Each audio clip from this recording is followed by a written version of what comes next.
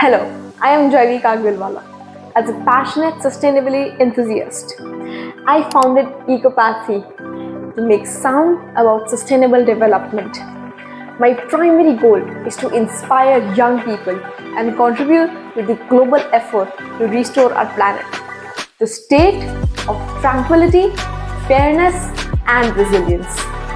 By fostering strong economic and social connection between humanity and the earth, I aim to create a brighter future for everyone. I envision turning Ecopathy into a nationwide movement driven by commitment to positively impact lives of everyone. Together, we can create a better future. One act of kindness and humanity at a time. Let us connect and explore how we can collaborate to drive sustainability to make a lasting impact on our planet. आगे बढ़ने से पहले इकोपैथी को subscribe कर लीजिए, ecopathy.journey को भी follow कर लीजिए क्योंकि हम ये बड़े एपिसोड की छोटी छोटी रील्स डाल के आपको कम समय में बहुत सारा कंटेंट सीखना मिल सके. In this episode, we dive into sustainability. What does it mean to the school community? The initiatives they've implemented, and how does he envision education as a tool to tackle global sustainability challenges. Plus, we discuss how Fountainhead has woven sustainability into its curriculum. Today, I'm having an inspiring conversation with a leader on a mission to transform Indian education. Mr. Vardan Kabra is a passionate leader who co-founded Fountainhead School, Surat, in 2005.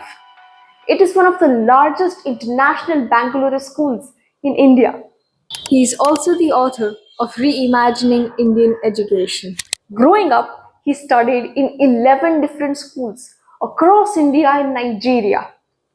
His experience at these schools led him to realize that schooling can be a lot more fruitful and exciting than it is. His educational experiences at IIT Bombay and IIM Ahmedabad helped him decide on education as a career. This is an episode you won't want to miss, full of insights and values that can spark real change. Watch the podcast and get ready to be inspired. So, any sustainability initiatives that you've implemented in your school? The original building design itself, usage of solar panels, it goes into a composting machine. Sir, what is your take on the future of sustainability? India is definitely leading from the forefront with solar energy. So I do feel that we have to focus a lot on waste management and at the same time improving economy, but also spending some on sustainability. Hi sir, how are you doing? Hi JV, doing well. Nice to talk to you about a topic that I think is very close to your heart and to us as well. Right. So let's start with a very prioritizing topic. What does sustainability mean to you? I think it's simply the fact that it's essential. It's not something which is optional. It is something that all of us need to do today, so that our current generation and more importantly future generations can actually have a earth which is habitable, and not just habitable but an inviting place for them to live in. All right. Wow, that's a great insight. So, any sustainability initiatives that you've implemented in your school? We've been doing things for quite some time with respect to sustainability. The original building design itself was built with a sustainable architecture and energy usage in mind. So there's a lot of natural light coming into the classrooms. There is obviously usage of solar panels. We now have almost 50% of our usage coming in from solar panels. We just added like 360 kVA more solar panels just this year, about 6 months back. Wow. We have to renew that certification and IGBC platinum rated building. So all of that shows that we are on the sustainable side. Obviously, our lighting is, I would say, mostly LED. We also do a lot of waste management, the wet waste. typically goes into a composting machine. The dry waste like leaves is also goes into dry composting. All our paper products also goes into recycling. So yeah, all of these things is something that we have been doing for some time. And of course, I wouldn't say we're doing everything that we can. We need to keep working and improving. Right, I've even observed the cutleries here are of steel. So even that's reusable cutlery. Then there is a lot of greenery around, even in the atrium, if you mark. Absolutely. I mean, on the cutlery, I just remembered an interesting point. I think about 2 years back, we moved from serving, I mean, any sort of water to guests in like plastic or anything which has to be thrown away. Now we serve them glass bottles with water so that it is reusable. It's still a convenient way to do it, and the only place where we have paper cups, anything which is disposable, is our guest area, which funnily enough, I think students use it more than guests. Right. So we have to keep reminding students that it's for guests, but I think we can't stop students from using it in that situation. Yeah, so it's a good thing that you have stopped using single-use plastic and rather using glass as an alternative.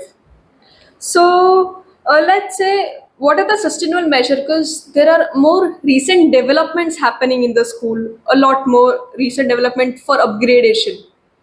So, as I said, because we air conditioned the whole school over the last year, so we clearly recognize that it will require a lot more energy. So, which is where the solar panel addition happened alongside. Right. We actually want to expand our solar panels, but we don't have terrace space. So, we are now figuring out what else we can to increase our solar panel usage, because obviously Surat is a good place. I wouldn't say as good as say Kutch or Saurashtra in terms of sunlight, but Sure. definitely reasonably good in terms of sunlight. So we want to do that. Of course, our whenever we are redesigning something, like we've done redesigned the DP wings completely. We made sure that the natural light is still coming in as much as possible, so to allow for more sustainable practices. So these are all things which we are keeping in mind. Yeah. Yes, I do see that even whenever I enter a DP wing, even the colors that are there makes it too bright. So it's pretty less time that you have to switch on the lights. That's right. Well, I don't know how much they switch on the lights. I think they do a little bit, because they use a lot of laptops. A lot of their work happens on laptops, so there is glare coming because there is too much light. So there is also glare on the laptop. So they Sure. have to also control that. But to the extent I think it is possible, that's the solution. So those are like modern day challenges. We need screens which can manage glare also. So hopefully some technological advancement will come on that direction. Right. So let's say, what challenges have you might faced? Because every problem might not have a sustainable solution. You might have to think out of the box. Uh, I will give you an example which is positive and then talk about the problems with it. Like, we obviously as a school use quite a bit of paper, and we do have a lot of events in which there are these decorations, which could be cardboard, hangings, all of those things. So what we did with a lot of conscious choice and processes is to we now try and reuse as many of those decorations as possible. Right. So that every time you're not creating a new streamer and all of those things, I don't know all the names, but those hangings and all of those things, so a lot of it is reused again and again, which is really good.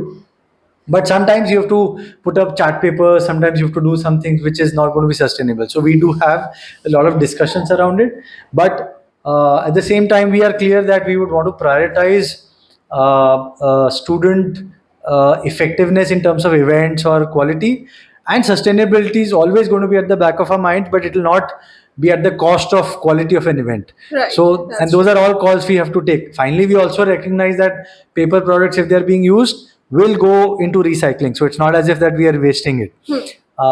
Similarly, I've been, that we changed from doing a artificial rain dance to a natural Right. rain dance. Yes. But in the we are also now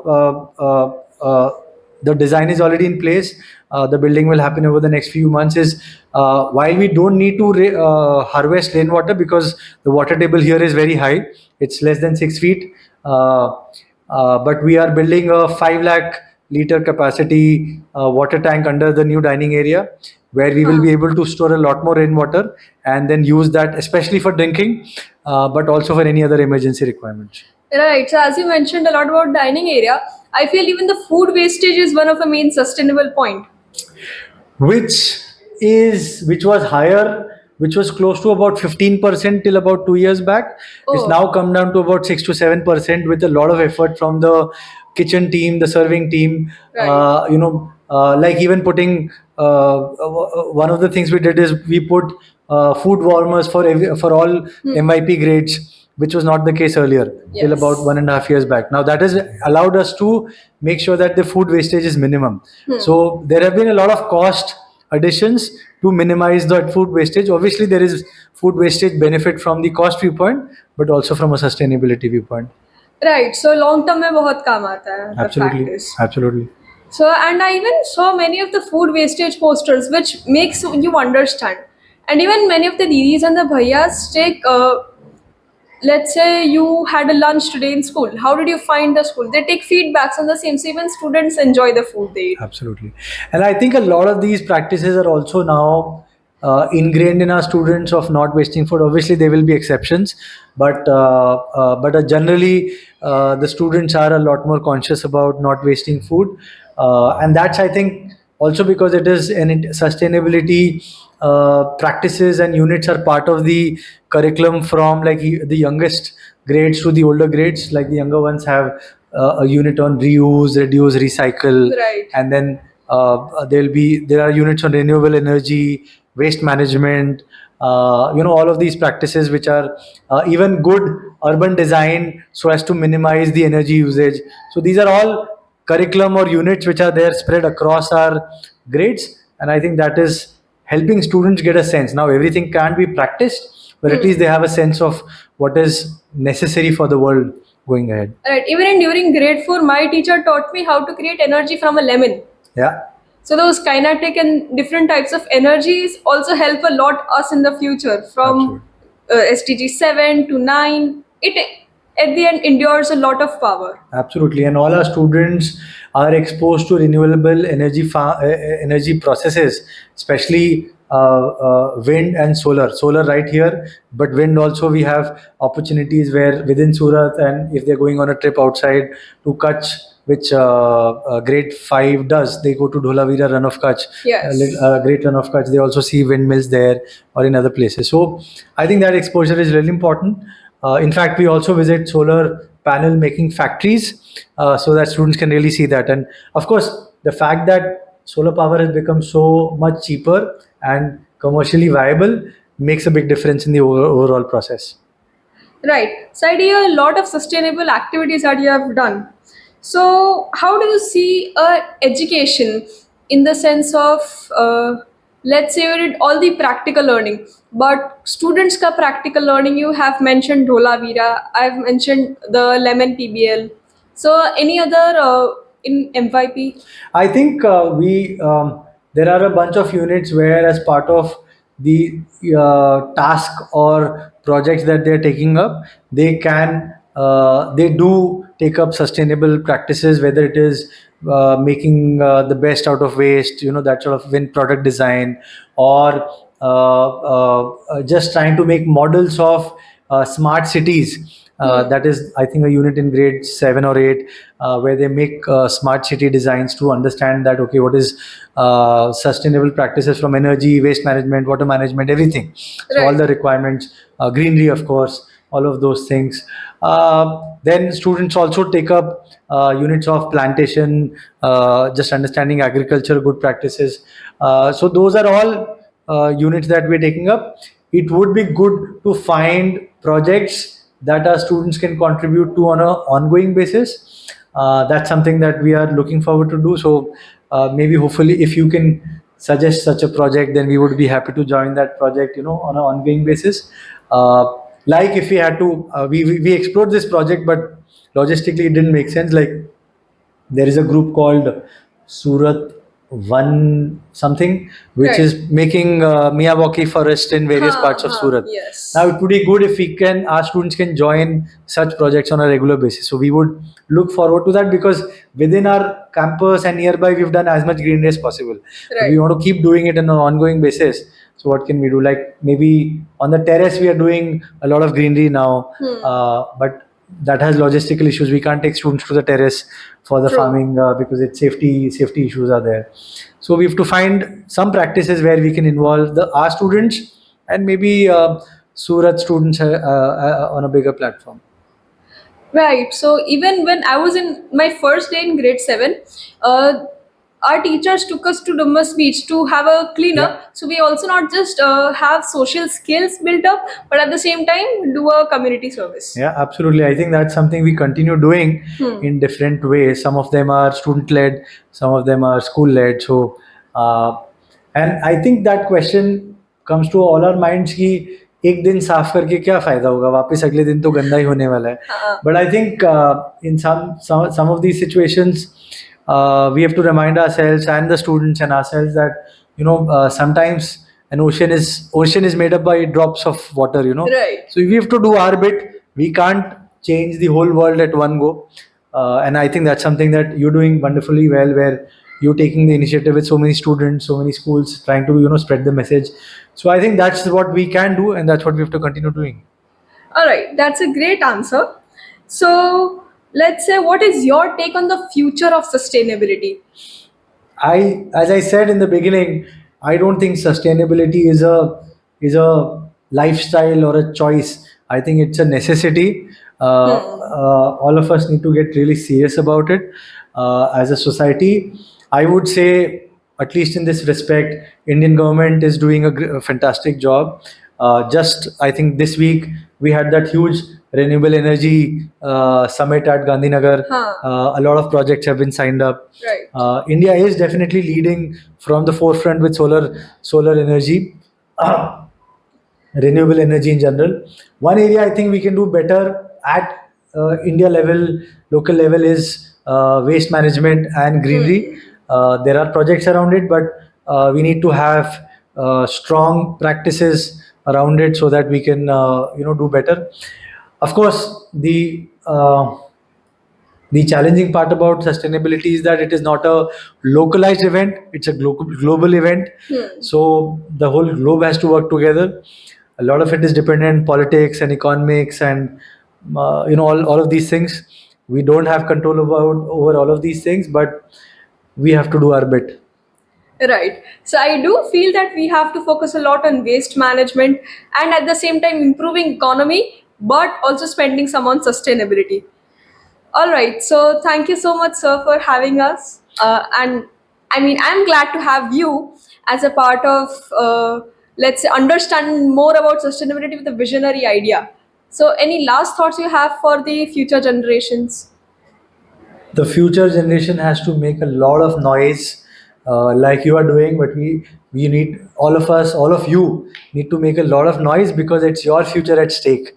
uh, we will we will not live to for another more than 40, 50 years, our generation, but you will live for another 60, 70, 80 years, maybe longer.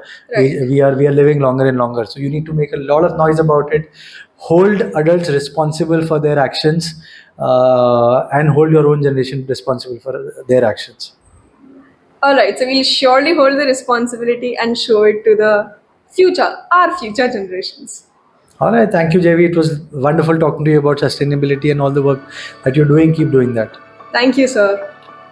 Thank you so much for watching the episode all the way through. Before you go, I encourage you to share this podcast with someone who could benefit from its message. Sometimes one conversation can spark a life-changing perspective and help someone flourish. In the end, do remember, every action counts. Please join me to create a greener future. Until then, keep embracing sustainability, and I'll see you next time.